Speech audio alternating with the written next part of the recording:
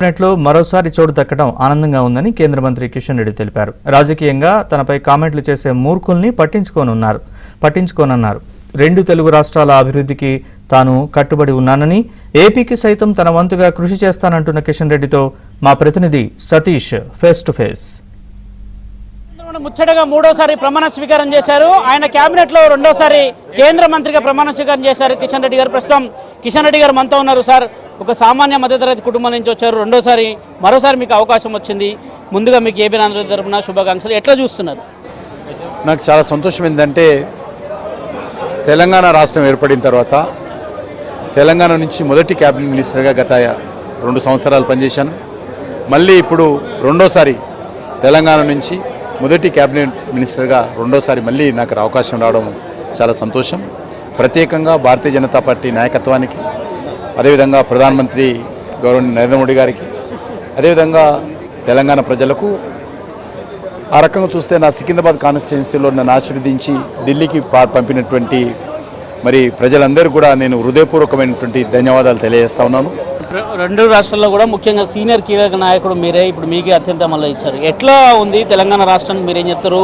మీ సహకారం ఎట్లా ఉండదు? ఇప్పటికీ గత క్యాబినెట్లో కూడా మీరు మంత్రి ఉన్నప్పుడు ఎన్నో చేశారు రాష్ట్రంలో, కానీ చాలామంది హేళన చేస్తున్నారు. కిషన్ రెడ్డి రాష్ట్రానికి ఏం చేశారని చెప్పేవారికి ఎట్లాంటి సమాధానం చెప్తారు? అటువంటి వాళ్ళకు జవాబు చెప్పాల్సిన అవసరం లేదు. నేను చాలా దాచుకోనేది కూడా లేక ఎక్కువ ప్రచారం కూడా చేసుకుని అందరిలాగా అవసరం వచ్చినప్పుడు నేను అన్ని విషయాలు లిఖితపూర్వకంగా చేయడం జరిగింది. ఏదో మా ఇంటికి వెళ్ళి తీసుకురాను, లేకపోతే నరేంద్ర మోడీ గారి ఇంటి నుంచి తీసుకురాను. ఏదైనా కూడా పద్ధతి ప్రకారము తెలంగాణకు అవసరమైనటువంటి అన్ని ఆ కార్యక్రమాలు చేపట్టడం జరిగింది. అది రీజనల్ రింగ్ రోడ్ విషయంలో కావచ్చు, టెక్స్టైల్ పార్క్ కావచ్చు, రైల్వే మ్యానుఫ్యాక్చరింగ్ యూనిట్ కావచ్చు, అనేక రకాల ఇన్స్టిట్యూషన్స్ కావచ్చు, లేకపోతే అనేక రకాలుగా మరి రైల్వేకి సంబంధించినటువంటి ప్రాజెక్టులు కావచ్చు, జాతీయ రహదారులు కావచ్చు, అనేకం తీసుకురావచ్చు. సుమారు 10 లక్షల కోట్ల రూపాయలు గత 10 సంవత్సరాల్లో నరేంద్ర మోడీ గారు ఖర్చు పెడితే కొంతమంది మూర్ఖత్వంతో, రాజకీయంతో విమర్శించడమే లక్ష్యంగా పెట్టుకున్నటువంటి వాళ్ళ మూర్ఖులకు నేను జవాబు చెప్పాల్సిన అవసరం లేదు. ఖచ్చితంగా మేము కమిట్మెంట్తో పనిచేస్తున్నాం. కాబట్టి అనేక రకాల ప్రాజెక్టులు తీసుకొచ్చాం. భవిష్యత్తులో కూడా దేశ అభివృద్ధి కోసం, అంకిత భావంతో తెలంగాణ అభివృద్ధి కోసం బాధ్యతతో పనిచేస్తామని మనం చేస్తాం. చివరి ఒక ప్రశ్న సార్, గతంలో కేంద్ర హోంశాఖ సహాయ మంత్రిగా పనిచేశారు. ఇటీవల పర్యాటక శాఖ మంత్రి, 3 శాఖలు దాదాపు మీ దగ్గర ఉన్నాయి. ఈసారి ఎట్లాంటి శాఖ వస్తుంది అనుకుంటూ కిషన్ రెడ్డి మనసులో అసలు ఏముంది? నా మనసులో ఏం లేదు.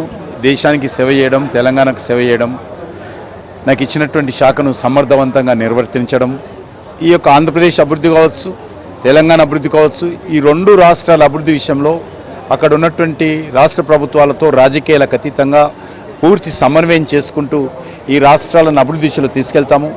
ప్రపంచంలో తెలుగు రాష్ట్రాలు, భారతదేశంలో తెలుగు రాష్ట్రాలకు సంబంధించినటువంటి ఒక గౌరవాన్ని పెంచే విధంగా మనం ప్రయత్నం చేయాల్సిన అవసరం ఉంది.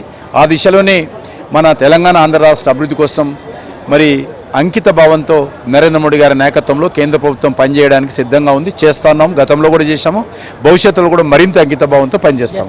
Thank you very much Kishan Reddy గారు. ఇది ఓవరాల్గా తెలుగు రాష్ట్రాలకు సంబంధించిన విషయంలో 2 తెలుగు రాష్ట్రాల్లో కూడా 2 రాష్ట్రాలకు ఉపయోగపడే విధంగా తాను పనిచేస్తానని, గతంలో కూడా రాష్ట్రానికి సంబంధించి కేంద్ర మంత్రిగా కూడా పనిచేశాను. ఇప్పుడు కూడా మరోసారి కేంద్ర మంత్రిగా కూడా అవకాశం దక్కింది. ఇది బాధ్యతగా ఫీల్ అవుతున్నాను. మొత్తం 2 తెలుగు రాష్ట్రాలు కూడా తన వంతుగా కృషి చేశాను. దేశంలో ఉన్న తన పాత్రను కూడా ఈసారి కేంద్ర క్యాబినెట్లో ఉంటుందా. మొట్టమొదటిసారిగా తెలంగాణ నుంచి కేంద్ర క్యాబినెట్లో చోటు దక్కిందనే ఆనందాన్ని కూడా వ్యక్తం చేస్తున్నారు కిషన్ రెడ్డి గారు. Video journalist మాన్సింగ్తో